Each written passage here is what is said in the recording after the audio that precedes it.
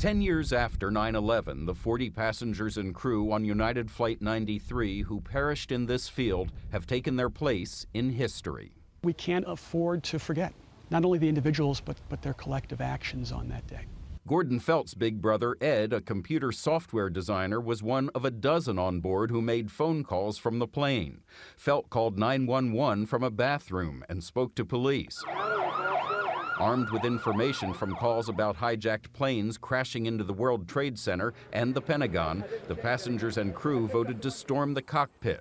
An operator heard passenger Todd Beamer famously say, "Let's roll." While our loved ones lost their lives, we feel they won the battle. In that, 20 minutes down the road, if that plane had gotten through to Washington, it could have been driven right into the Capitol building. The focal point of this site is the spot where 4 al-Qaeda hijackers fighting off a rebellion crashed the Boeing 757 jet, which had been en route from Newark, New Jersey to San Francisco. Right where that boulder is. Where that boulder is at, that's where the plane went into the ground. A 17-ton boulder of local sandstone marks the spot.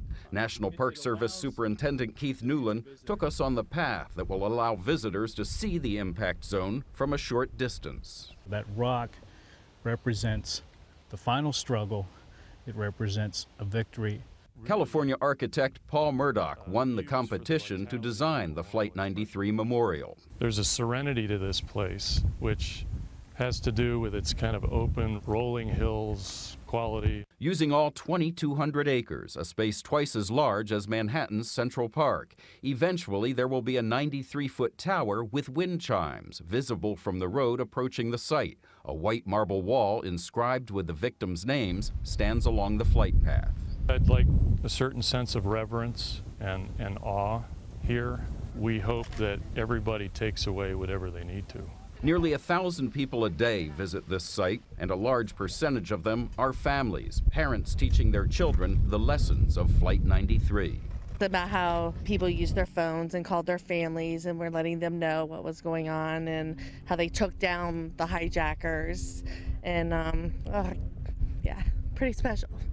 Stacy Wade and her husband Scott came with their children from Central Ohio to see where sacrifice saved lives. What does it make you think about the people who were on that plane? I think they were very brave.